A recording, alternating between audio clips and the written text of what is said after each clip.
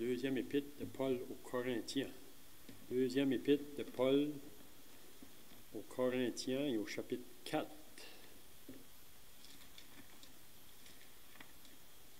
Deux Corinthiens au chapitre 4. On va lire les paroles de l'apôtre Paul dans sa lettre à ses croyants de Corinthe. À partir du verset 1, on lit « C'est pourquoi, ayant ce ministère selon la miséricorde qui nous a été faite, nous ne perdons pas courage. »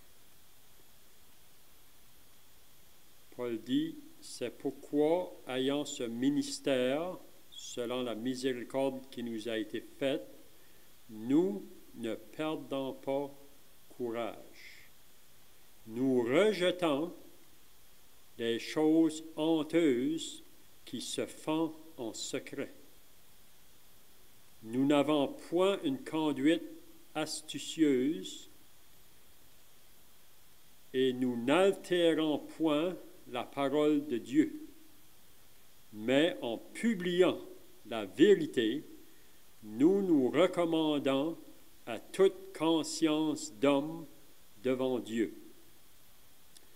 Si notre évangile est encore voilé, il est voilé pour ceux qui périssent, pour les incrédules dont le Dieu de ce siècle a aveuglé l'intelligence, afin qu'ils ne voient pas briller la splendeur de l'évangile de la gloire de Christ, qui est l'image de Dieu.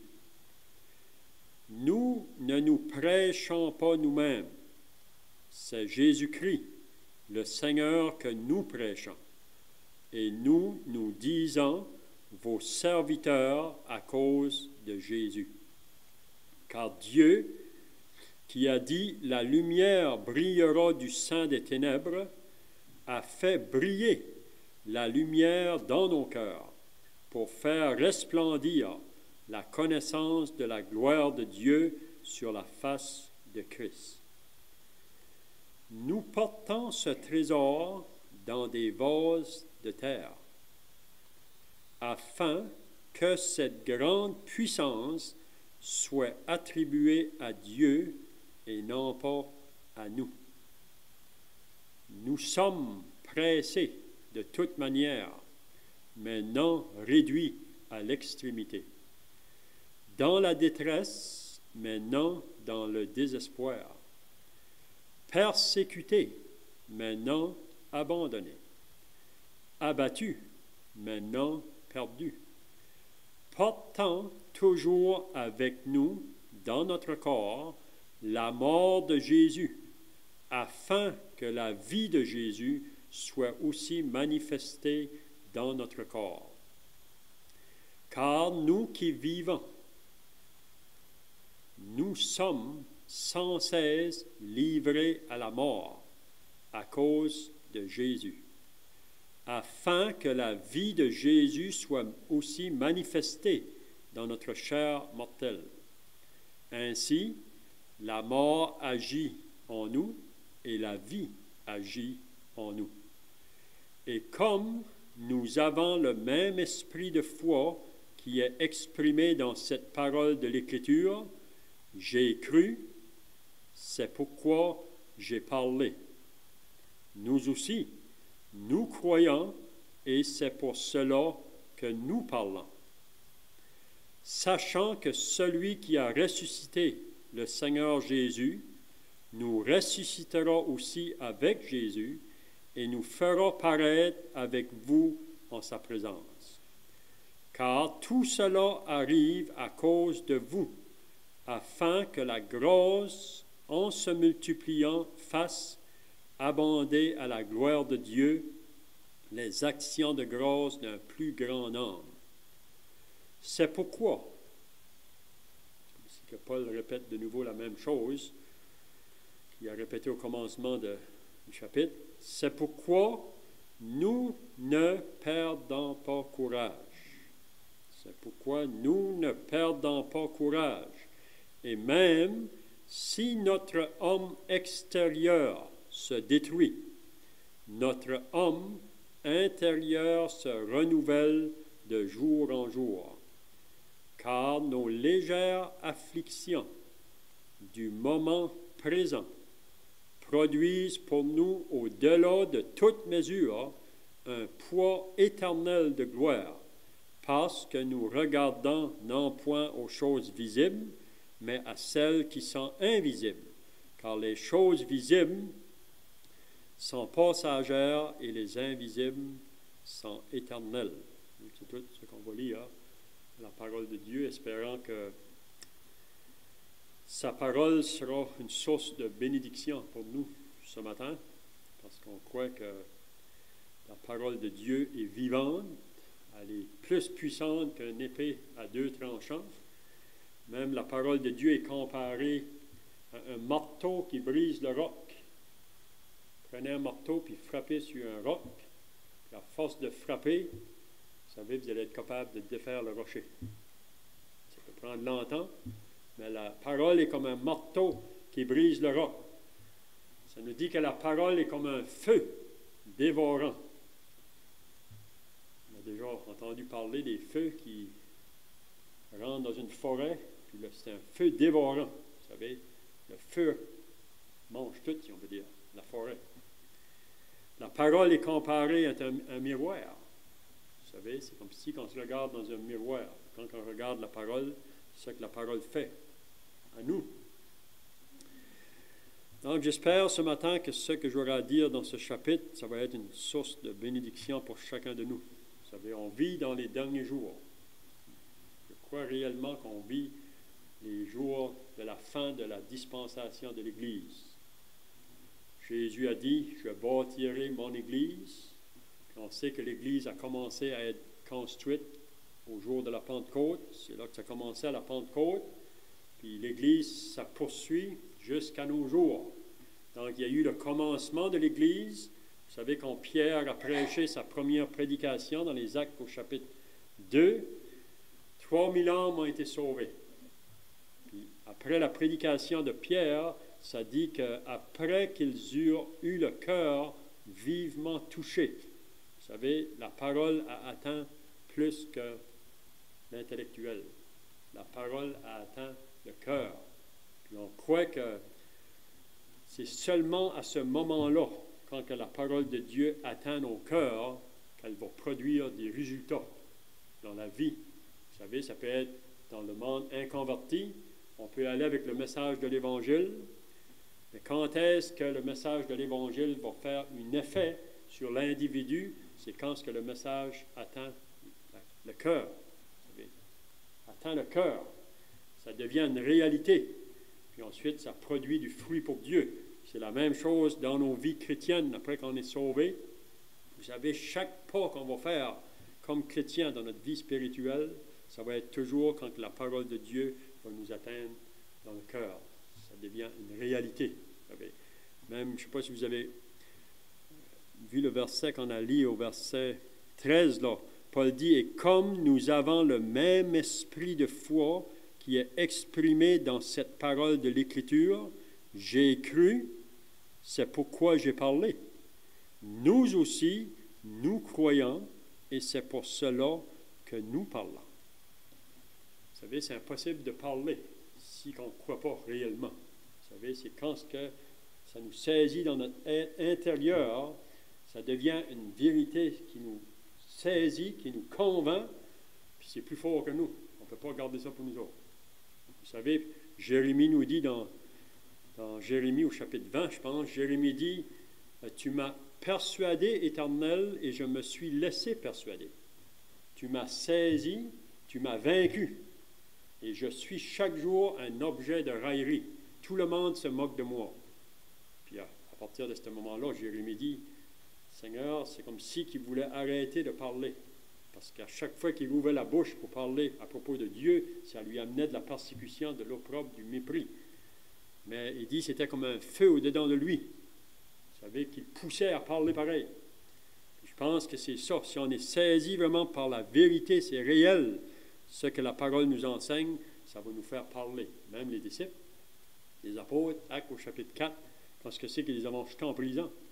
Puis ils avaient dit, on vous a défendu avec des menaces de parler au nom de Jésus. On ne veut pas que vous parlez de lui. Qu'est-ce que les apôtres ont dit? Jugez-en vous-même s'il faut obéir à Dieu plutôt qu'aux hommes. Nous allons obéir Dieu. Parce qu'ils ne pouvaient pas parler de ce qu'ils avaient cru, de ce qu'ils avaient entendu. Donc ici, la parole que j'aimerais d'amener ce matin, c'est vraiment avec les deux versets. Le premier verset et le 16e, quand Paul nous dit, c'est pourquoi nous ne perdons pas courage. Est-ce que c'est possible pour un chrétien de perdre courage, de se laisser abattre avec les circonstances autour de nous, ou peut-être avec l'indifférence qu'il y a autour de nous face à la parole de Dieu? Possible. Vous savez, quand Paul était à Corinthe, si vous lisez dans les Actes au chapitre 18, il y a eu une vision pendant la nuit. Puis Dieu a dit à Paul, Paul, prends courage. Ça veut dire peut-être que Paul, peut-être son courage avait peut-être diminué. Parce qu'on sait que dans la ville de Corinthe, c'était pas n'importe quelle ville. Une ville de 700 000 habitants, c'était une ville qui était corrompue. Vous savez, le péché régnait dans toutes ses formes. Quand Paul est arrivé là, il est arrivé là avec crainte et tremblement, avec faiblesse. Et la seule chose qu'il y avait dans ses pensées, c'est Jésus-Christ crucifié. Mais on peut voir dans les Actes 18, quand que Dieu lui a apparu le soir, vision, il a dit, Paul, ne perds pas courage, prends courage, parce qu'il y a un grand nombre dans cette ville, parle, il faut que tu parles. Même, vous savez, c'est pas tout le temps les personnes vont écouter, même si on parle. Même quand on lit à propos de Jérémie, même Ézéchiel, Dieu dit, il faut parler, qu'ils écoutent ou qu'ils n'écoutent pas, il faut parler. Donc, Paul a prêché à Corinthe, puis une grande nombre a été sauvé dans la ville de Corinthe.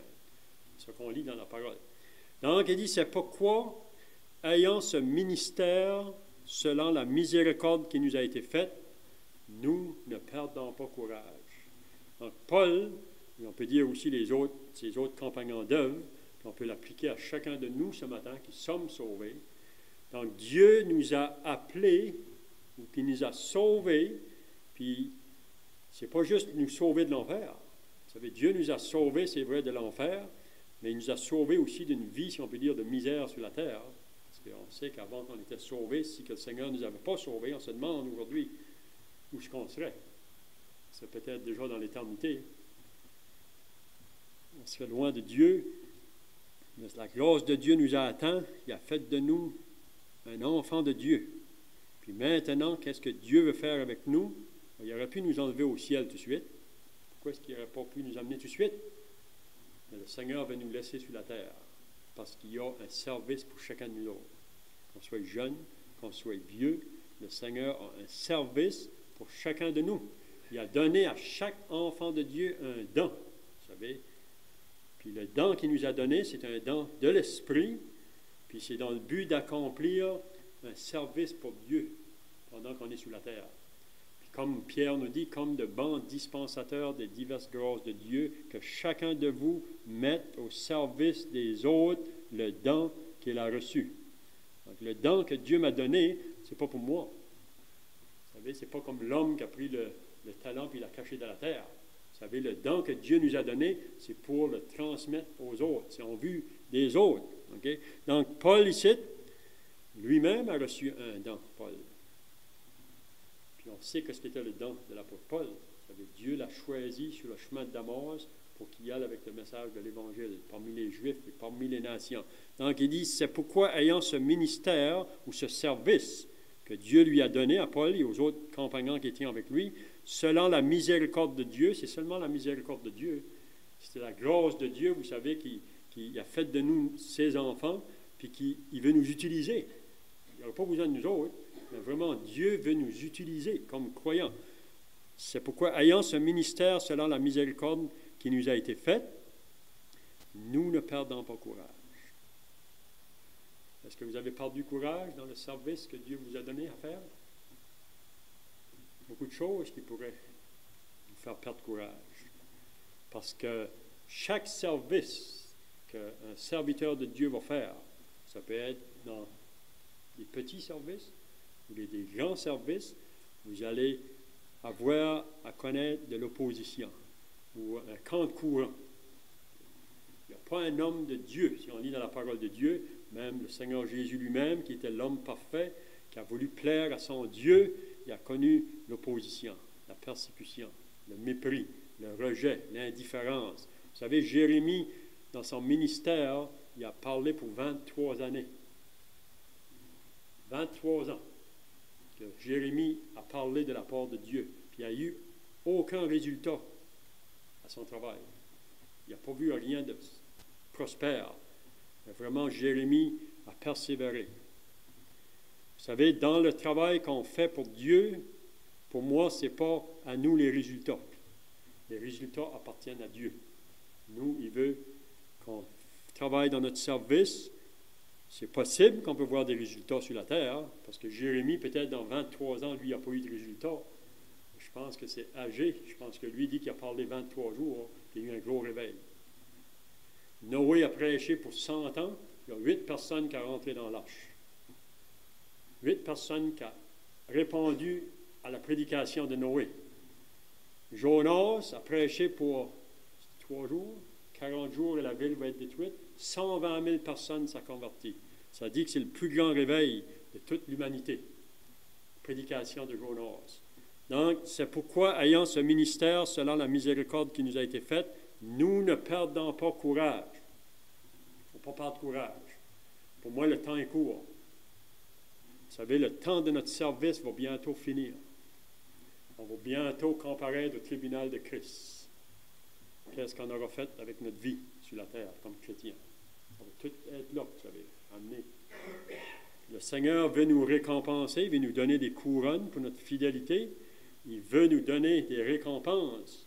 Il veut nous donner une place dans son royaume. Vous savez, il va venir régner. Le frère a parlé de ça ce matin. À la fin de la tribulation, le Seigneur va descendre du ciel pour établir son royaume sur la terre. Puis il veut, nous, l'Église, il veut partager ce royaume-là avec nous. Puis il va nous donner des places dans ce royaume-là. On va avoir du travail à faire. On ne va pas être là, vous savez, à rien faire. Il y a du travail avec Dieu après qu'on va être parti. Ensuite, il dit, nous rejetons les choses honteuses qui se font en secret. Les choses honteuses qui se font en secret. Si on savait qu'est-ce qui se passe dans ce monde qui nous entoure aujourd'hui, vous savez, les choses secrètes qui sont cachées. Mais le serviteur de Dieu n'a rien à cacher. Il y a une parole à présenter au peuple. Donc, il dit, nous rejetons les choses honteuses qui se font en secret. Une vie, vous savez, moi je te dirais ça, droite, une vie, vous savez, qui apporte la réalité. Il dit, nous rejetons les choses honteuses qui se font en secret, nous n'avons point une conduite astucieuse, ça veut dire une conduite malin ou rusée. Vous savez, Paul était réel. Il n'y avait pas aucune hypocrisie dans ses pensées, dans son cœur. C'est un homme réel pour moi. Il dit, nous n'avons point une conduite astucieuse et nous n'altérons point la parole de Dieu. En voulant dire, on ne change pas la parole, on ne la modifie pas la parole. Vous savez, il prêche la parole telle qu'elle va être annoncée. Vous savez, il ne va pas faire aucun compromis à la parole. Vous savez, on vit dans des jours aujourd'hui où ce que c'est que le monde veut entendre des choses agréables, des choses, vous savez, qui ne les dérangent pas. C'est ça que Paul dit à Timothée. Prêche la parole, insiste en toute occasion. Il viendra un temps où les hommes ne supporteront plus la saine doctrine. Ayant l'oreille démangeaisant pour entendre des choses agréables, ils se donneront une foule de docteurs, vous savez, pour entendre des choses qui flattent. Vous savez, des paroles qui flattent. On vit dans un monde aujourd'hui de religion où ce que les hommes flattent le peuple. Le monde aime ça. Mais vraiment, le vrai serviteur de Dieu, si vous lisez dans l'Épître aux Galates, Paul dit, si je veux être un serviteur de Dieu, je ne peux pas flatter. C'est une parole, vous savez, qui nous parle, qui peut renverser tous les raisonnements humains. Donc, il dit, mais en publiant la vérité, nous nous recommandons à toute conscience d'homme devant Dieu. Donc, la parole de Dieu peut transpercer, si on peut dire, vous savez, les consciences des hommes, pour les réveiller. Puis c'est seulement par la parole de Dieu, s'il va y avoir un travail de fait dans le monde autour de nous aujourd'hui, c'est seulement par le message de l'Évangile. Donc, il dit au verset 3, « Si notre Évangile est encore voilé, peut-être c'est pour ça qu'on perd courage. Peut-être qu'à Corinthe, c'est ça qui était le problème. Peut-être les chrétiens commençaient à perdre courage. Parce que vraiment, eux étaient sauvés. Ils parlent de ce message-là aux gens autour, puis les gens n'écoutent pas ou restent indifférents. Ça ne répond pas. C'est comme si on parle à un mur. Vous savez, parler à un mur, personne n'a rien qui réagit. Donc, Paul dit, si notre évangile est encore voilé, donc on parle du message, mais on dirait qu'il y a un voile. Vous savez, le monde ne peut pas le comprendre, il ne peut pas le saisir. Qu'est-ce que le problème? Est-ce que la main de l'Éternel est trop courte pour sauver? Est-ce que son oreille est trop dure pour entendre? Non. Le problème n'est pas du côté de Dieu, c'est du côté des hommes. Vous savez, c'est le péché. Mais Paul dit, si notre évangile est encore voilé, il est voilé pour ceux qui périssent, pour les incrédules, donc c'est pour ceux qui ne croient pas, mais en arrière de tout ça, c'est le diable, dont le Dieu de ce siècle a aveuglé l'intelligence. Il aveugle l'intelligence. Pourquoi? Pour pas que les personnes voient briller la splendeur de l'évangile de Christ, qui est l'image de Dieu. Le diable est à l'œuvre. Il est à l'œuvre comme jamais, parce qu'il sait qu'il est juste, il ne reste pas longtemps, le diable. Il va bientôt être écrasé. Vous savez, son temps est court, donc il fait tout son possible pour garder les âmes dans son royaume de ténèbres. Donc, si notre évangile est voilé, ne soyons pas surpris qu'il y a tant d'indifférence autour de nous autres. Tant d'indifférence. Vous savez, il y a des frères qui ont prêché des années après années. Pas de réponse. Si notre évangile est voilé, elle est voilée pour ceux qui périssent. Nous ne nous prêchons pas nous-mêmes, Paul dit. On n'est pas occupé avec nous. Paul et les autres apôtres. Nous ne nous prêchons pas nous-mêmes. Vous savez, le vrai serviteur de Dieu n'est pas occupé avec lui. On vit dans un monde aujourd'hui où il y a beaucoup d'hommes qui sont occupés avec les autres. Même si vous regardez à propos des différentes religions dans le monde aujourd'hui, puis il y a des hommes qui se disent des prophètes, qu'est-ce qu'ils font? Vous savez, ces hommes-là, ils n'élèvent pas Jésus. Vous savez, le prophète des prophètes qui devrait avoir la place élevée, c'est Jésus. Puis tous les vrais prophètes, pour moi, ce sont ceux qui ont élevé Jésus, puis qui se sont abaissés. Vous savez, Jean-Baptiste, il faut qu'il croise et moi je diminue. Puis vous allez remarquer que tous les faux prophètes, si vous voulez reconnaître à propos des faux prophètes, vous allez voir qu'ils abaissent Jésus, puis eux s'élèvent. Et puis ça, c'est les religions partout autour de nous autres. Paul dit, nous ne nous prêchons pas nous-mêmes. C'est Christ, le Seigneur, que nous prêchons, et nous vous disons vos serviteurs à cause de Jésus. On est vos serviteurs. On est ici pour servir. On n'est pas ici pour aller retirer quelque chose de vous. Vous savez, les religions dans le monde aujourd'hui, ils veulent retirer des gens. Vous savez, ils veulent sortir quelque chose des personnes. Le serviteur de Dieu va apporter quelque chose aux personnes. Car Dieu qui a dit « La lumière brillera du sein des ténèbres » a fait briller la lumière dans nos cœurs.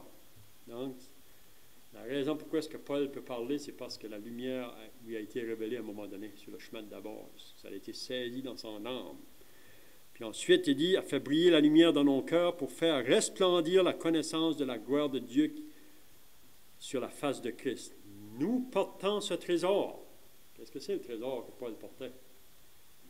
Si quelqu'un vous confierait un trésor aujourd'hui, pour aller l'apporter, vous savez, à quelqu'un, c'est quelque chose qu'on garderait précieux. Donc, il dit, nous portons ce trésor, c'est l'Évangile, le trésor. C'est le message de l'Évangile. Nous portons ce trésor dans des vases de terre. Et puis, la raison pourquoi est-ce que Dieu nous fait porter ces vases-là dans les vases de terre, c'est parce pour qu'on puisse réaliser notre faiblesse, notre impuissance. Puis la raison pourquoi, c'est parce que Dieu ne veut pas qu'on s'attribue ça à nous. Il veut que cette puissance-là soit attribuée à lui. Donc, c'est ça qu'il dit. Cette grande puissance soit attribuée à Dieu et non pas à nous. Puis là, ensuite, lisez la liste après. On voit que Paul et les apôtres et tous ceux qui ont voulu parler de la part de Dieu ont connu toutes sortes de tribulations, des persécutions, des mépris, abattus, mais toujours marchant. Fatigués, mais continuant toujours. fatigués, mais poursuivant toujours. C'est ça qu'on lit dans le livre des Juges avec Gédéon. Et là, je vais juste terminer au verset 16. Lisez ça si vous voulez même, vous autres même. Paul, vraiment, chaque jour, sa vie est en danger de mort. Pourquoi? Parce qu'il prêchait un message. Il parlait de Jésus. Puis il était associé à la mort chaque jour. Il portait la mort de Jésus dans son corps. C'est la même chose si on va vivre une vie qui va porter du fruit pour Dieu. Il faut qu'on soit prêt à mourir à nous-mêmes. Comme le Seigneur Jésus, si le grain de blé ne tombe en terre et ne meurt, il ne peut pas porter de fruit. Donc si on n'est pas prêt à mourir à nous-mêmes, on ne peut pas porter de fruit pour Dieu. Et là, on va finir, puis cette parole-là, j'aimerais te le dire ce matin pour nous autres. Et chacun de nous, moi-même, ça m'encourage. C'est pourquoi le verset 16, nous ne perdons pas courage. Il ne faut pas perdre courage. Nous ne perdons pas courage, et même si notre homme extérieur se détruit. Vous savez, chacun de nous autres, on réalise bien que nos corps sont en train de se détruire. Ça peut être la maladie, beaucoup de choses, vous savez, qui s'en viennent. Même si notre homme extérieur se détruit. Paul, la raison pourquoi son corps se détériorait, se détruisait, c'est à cause du message de l'Évangile. Il a connu toutes sortes de périls, toutes sortes de problèmes partout, des persécutions. Si notre homme extérieur se détruit, notre homme intérieur se renouvelle de jour en jour. Car nos légères afflictions du moment présent, est-ce que ces afflictions étaient légères, Paul? Non. Il connaissait des afflictions affligeantes, vraiment. Mais Paul regarde ça comme quelque chose qui est léger.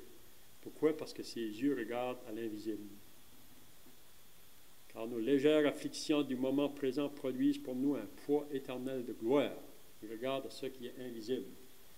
Quand nous ne regardons pas aux choses visibles, vous savez, si on regarde aux choses visibles, il y a assez pour tout nous décourager ici, puis juste abandonner tout. Si on est juste à regarder le visible, mais nous, comme chrétiens, on devrait regarder l'invisible. Comme Josué puis Caleb, quand ils étaient dans le désert, ils regardant le pays promis. Donc, si on regarde aux choses invisibles, c'est ça qui va nous continuer à nous donner du courage, puis de la persévérance, puis le monde autour de nous va voir ça. Vous savez, le monde va voir ça. Vous savez, le croyant qui marche pour son Dieu, qui croit à la parole de Dieu, puis même, ça pourrait attirer d'autres à vouloir avoir la même chose qu'on a. J'ai visité un homme hier, j'étais vraiment encouragé. Je parlais de Charles Robichaud, un homme de Beresford. Je suis arrivé là hier, j'ai appelé avant d'y aller, puis il voulait me rencontrer. J'ai envoyé des courriels, ça fait déjà 2 mois que j'ai envoyé ça. Puis il dit qu'il se nourrit de ça. Mais il a professé le salut, je pense, peut-être en 84, je pense. Son frère a été sauvé en premier, puis il y a eu un problème même avec la famille par la suite. Il y a eu une séparation. Il était un homme qui appartenait à des richesses, vraiment. C'était un contracteur pour 40 ans, il a gagné beaucoup d'argent. Mais il dit qu'il a été prêt à tout laisser ça. Aujourd'hui, il vit simplement dans un petit appartement, puis il dit que son cœur se réjouit de jour en jour juste avec le livre, la parole dans ses mains. C'est beau de voir ça. Priez pour lui, Charles, parce qu'il a à cœur de parler, parce que lui-même, il dit qu'il a été élevé comme le mouton noir de la famille. Il était un homme parce qu'il a connu une vie assez rough dans sa vie passée, dans la boisson, beaucoup de vie de misère. Mais maintenant, il dit, j'ai à cœur d'aller parler à ceux qui m'entourent. Je sais que ce n'est pas facile. On peut voir qu'il y a une sagesse, puisqu'il va tranquillement. Il essaie de parler aux gens, comme très simple. Donc, j'espère que ces paroles ici ce matin vont nous encourager. Le Seigneur revient.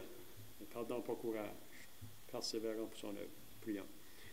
Notre Dieu, notre Père, nous voulons encore nous approcher devant ta présence ce matin, réalisant que tu nous as laissé ta parole, Père, et cette parole, c'est elle que si nous la saisissons dans l'intérieur de nos êtres, qu'elle va nous donner une force, un courage, une persévérance, même face à tout ce qui nous entoure qui est si indifférent. Donc, nous prions ta bénédiction sur nous et partout, ô Dieu, on prie que tu veilles sur ton peuple dans le monde entier parce que le diable est à l'œuvre. On puisse avoir les yeux en haut, sachant que Jésus revient bientôt. Nous remettons à toi au nom du Seigneur Jésus. Amen.